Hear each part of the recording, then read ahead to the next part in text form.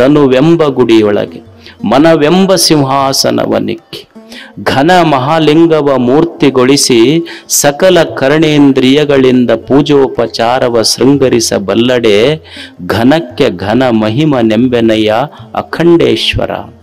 ಷಣ್ಮುಖ ಶಿವಯೋಗಿಗಳ ಹೆಸರು. ಅವರ ವಚನಾಂಕಿತ ಅಖಂಡೇಶ್ವರ. ಎಷ್ಟು ಚಂದ ಇಟ್ಟಾರ ಅವ್ರ ಹೆಸರು, ಅಖಂಡೇಶ್ವರ. ಅವ್ರ ದೇವರಿಗೆ ಹೆಸರಿಟ್ಟಾರ ಅವ್ರು.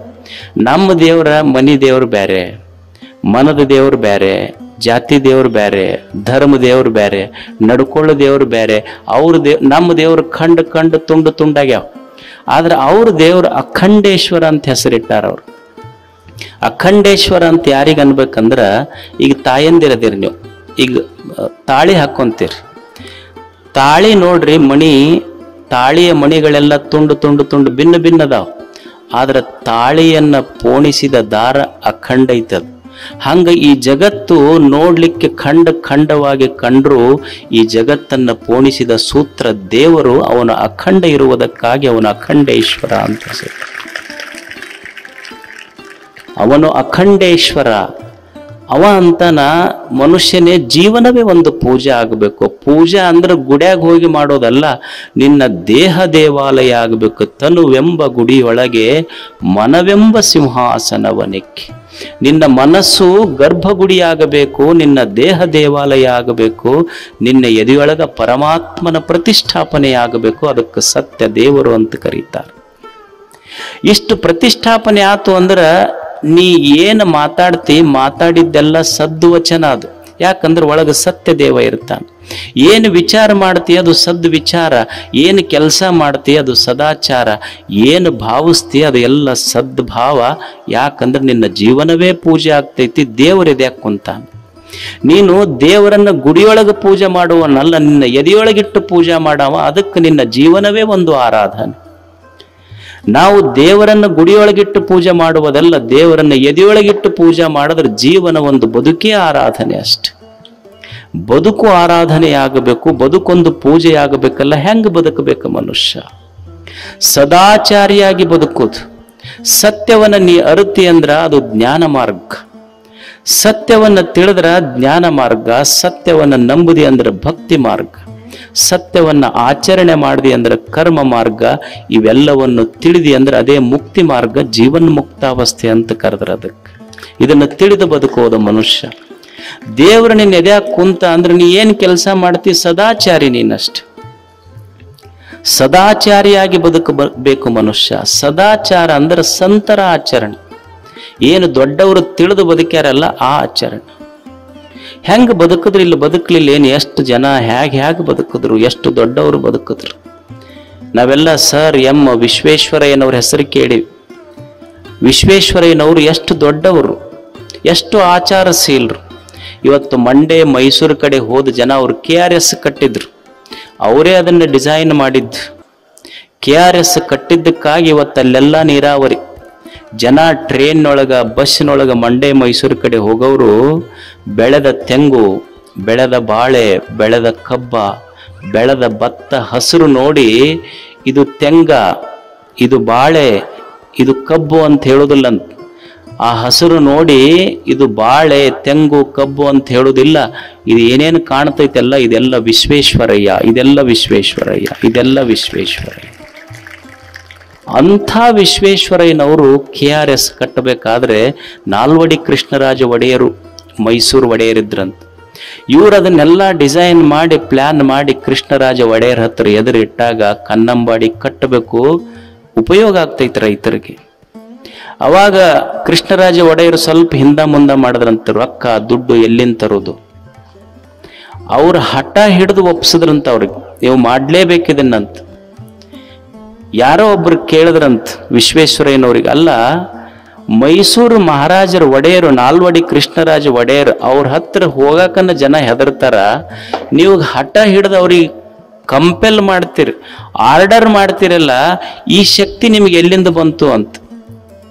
ಇಷ್ಟು ಧೈರ್ಯ ನಿಮಗೆ, ಮಹಾರಾಜರಿಗೆ ಎದೆಗೊಟ್ಟು ಹೇಳುವಂತ ಧೈರ್ಯ ಎಲ್ಲಿಂದ ಬಂತು ನಿಮಗ? ಅವಾಗ ವಿಶ್ವೇಶ್ವರಯ್ಯ ಹೇಳದ್ನಂತ, ನೋಡು ಮಹಾರಾಜರಿಗೆ ಸತ್ಯವನ್ನ ಸತ್ಯದಂತೆ ಹೇಳುವ ಎದೆಗಾರಿಕೆ ನನಗೆ ಎಲ್ಲಿಂದ ಬಂತು ಅಂದ್ರೆ, ನಾನು ದಿವಸ ಅರಮನೆಗೆ ಹೋಗುವಾಗ ನಂದೊಂದು ಪಾಕೆಟ್ನಾಗ ರಾಜೀನಾಮೆ ಪತ್ರ ಇಟ್ಕೊಂಡ ಹೋಗಿ ನಾನು ಹಂಗ ಹೋಗುದಿಲ್ಲ ಅಂತ ಹೇಳಿದ್ರಂತ. ಅದಕ್ಕ ಧೈರ್ಯ ಬಂದೈತಿ ನನಗೆ. ನಮ್ಮ ಬಕ್ಕಣದಾಗ ನಾವು ನೌಕರಿಗೆ ಅರ್ಜಿ ಇಟ್ಕೊಂಡು ಹೋಗ್ತೀವಿ, ಅವ ಪ್ರತಿನಿತ್ಯ ರಾಜೀನಾಮೆ ಪತ್ರ ಇಟ್ಕೊಂಡು ಹೋಗ್ತಿದ್. ನನ್ನ ಸತ್ಯದ ಆಚರಣೆಯಿಂದ ಈ ಧೈರ್ಯ ಬರ್ತೈತಿ. ಇವತ್ತು ನಮ್ಮೆಲ್ಲ ಆಫೀಸರ್ಗಳು ಅದೆಲ್ಲ ನೋಡ್ತೀವಲ್ಲ ವ್ಯವಸ್ಥೆಯೊಳಗೆ, ಯಾಕೆ ಧೈರ್ಯ ಇಲ್ಲ, ಯಾಕೆ ಟೆನ್ಷನ್ನು ಅಂದ್ರೆ ನಮಗೆ ಸತ್ಯದ ಆಚರಣೆಯ ಕೊರತೆ ನಮ್ಮಲ್ಲಿ ಐತಷ್ಟೆ. ಸತ್ಯದ ಅನುದಾನದಿಂದ ಜಗತ್ತು ಕಟ್ಲಿಕ್ಕೆ ಅವ್ರೇನು ಅನುದಾನದಿಂದ ಕಟ್ಲಿಲ್ಲ, ಸತ್ಯದ ಆಚರಣೆಯಿಂದ ಕಟ್ಟಿದ್ರು. ನಮಗ ಆ ಧೈರ್ಯ ಇಲ್ಲ ಅಷ್ಟು. ಯಾರೋ ಒಬ್ಬರು ರಿಟೈರ್ಡ್ ಆದ್ರಂತ ಆಫೀಸರ್. ರಿಟೈರ್ಡ್ ಆದ್ಮೇಲೆ ಅವ್ರ ಸ್ನೇಹಿತರಿಗೆ ಹೇಳ್ತಿದ್ರಂತ, ನಮಗೆ ಅರ್ಧ ಪಗಾರ ಬರಕತ್ತೈತಿ ನೋಡ್ರಿ ಅಂತ. ಅವಾಗ ಅವ್ರು ಹೇಳಿದ್ರು, ಅಲ್ರಿ ಮತ್ತೆ ರಿಟೈರ್ಡ್ ಆಗಿರಿ, ಈಗ ಅರ್ಧ ಪಗಾರ ಬರ್ತೈತಿ. ಅಲ್ಲಿ ರಿಟೈರ್ಡ್ ಆದ್ರೆ ಏನಾಯ್ತು? ಅಲ್ರಿ ರಿಟೈರ್ಡ್ ಆದ್ರೆ ಏನೂ ಕೆಲಸ ಇರುವುದಿಲ್ಲ, ಅರ್ಧ ಪಗಾರ ಬರ್ತೈತಿ. ಅಲ್ರಿ ಮೊದಲು ಏನೂ ಕೆಲಸ ಮಾಡ್ತಿದ್ದಿಲ್ಲ, ಅವು ಪೂರ ಕೊಡ್ತಿದ್ರು, ಈಗ ಯಾಕೆ ಅರ್ಧ ಕೊಡ್ತಾರ ಗೊತ್ತಾಗುವಲ್ಲ. ಅಂದ್ರೆ ಎರಡೂ ಸೇಮ್, ನಾವು ರಿಟೈರ್ಡ್ ಆದ್ರೂ ಅಷ್ಟ ಅದೀವಿ, ಮೊದಲು ನೋ ಡಿಫ್ರೆನ್ಸ್ ಎಟ್ ಆಲ್. ಅಂದ್ರೆ ನಮ್ಮ ಆಚರಣೆಗಳು ಹೆಂಗ ಸತ್ಯದ ಆಚರಣೆಯಿಂದ ಕಟ್ಟಬೇಕಾಗ್ತದೆ ಸಮಾಜ. ನಮ್ಮ ಕೊಪ್ಪಳದ ಹತ್ರ ಒಂದು ಕೆನ್ನಾಳ ಅಂತ ಒಂದು ಹಳ್ಳಿ ಐತಿ. ಸತ್ಯದ ಆಚರಣೆ ಹೆಂಗಿರ್ತದೆ? ಮೊನ್ನೆ ಗಣಪತಿ ಹಬ್ಬ ಬಂತು. ಗಣಪತಿ ಹಬ್ಬಕ್ಕ ಊರನವರೆಲ್ಲ ಪಟ್ಟಿ ಮಾಡಿದ್ರು. ಪಟ್ಟಿ ಮಾಡಿ ಹುಡುಗರು ಡಿಜಿ ತಂದು ಕುಣಿಲಿಲ್ಲ, ಕುಡಿದು ಕುಣಿಲಿಲ್ಲ, ಡಿಜಿ ಹಚ್ಚಿ ಗಣಪತಿ ಮುಂದೆ ಕುಣಿಲಿಲ್ಲ. ಅವ್ರು ಏನು ಮಾಡಿದ್ರು ಅಂದ್ರೆ ಗಣಪತಿ ಇಟ್ಟರು, ಪೂಜಾ ಮಾಡಿದ್ರು, ಬಂದು ದುಡ್ಡೆಲ್ಲ ಊರಿನ ರಸ್ತೆ ಇರಲಿಲ್ಲ, ಸರ್ಕಾರಕ್ಕೆ ಅನುದಾನ ಕೇಳಿಲ್ಲ, ಬಂದು ದುಡ್ಡಿನಿಂದ ತಾವೇ ಊರಿನ ರಸ್ತೆ ಮಾಡಿಕೊಂಡ್ರು. ಅನುದಾನದಿಂದ ಕಟ್ಟುವುದಲ್ಲ, ಆಚರಣೆಯಿಂದ ಕಟ್ಟಬೇಕಾಗ್ತದೆ ಜಗತ್ತನ್ನು, ಆಚರಣೆಯಿಂದ ಕಟ್ಟಬೇಕಾಗ್ತದೆ. ಅದಕ್ಕೆ ಸತ್ಯದ ಆಚರಣೆ ಬಹಳ ಮುಖ್ಯ. ಆಮೇಲೆ ಗಿಣಿಗೇರಿ ಅಂತ ಒಂದು ಊರು ಐತಿ, ಗಿಣಿಗೇರಿ. ಅಲ್ಲೊಂದು 280 ಎಕರೆ ಕೆರೆ ಇತ್ತು. ಅದು ಎಲ್ಲ ಸ್ವಲ್ಪ ಅವರು ಇವರು ಅಕ್ವೈರ್ ಮಾಡ್ಕೊಂಡಿದ್ರು. ಆ ಗಿಣಿಗೇರಿ ಕೆರೆ ಪುನರುಜ್ಜೀವನ ಮಾಡ್ಬೇಕಂತ ನಾವೆಲ್ಲ ಕೂಡಿ, ಹಳ್ಳಿ ಜನ ಕೂಡಿ ಒಂದು ಪ್ರಯತ್ನ ಪಟ್ವಿ. ನಿಮಗೆ ಆಶ್ಚರ್ಯ ಅನ್ನಿಸ್ಬೋದು, 280 ಎಕರೆ ಕೆರೆ ಹೂಳೆತ್ತಿ, ಒಟ್ಟ ನೀರಿದ್ದಿದ್ದಿಲ್ಲ ಕೆರೆಯಾಗ. 18 ವರ್ಷ ನೀರಿದ್ದಿದ್ದಿಲ್ಲ, ತುಂಬಿದ್ದಿಲ್ಲ ಕೆರೆ.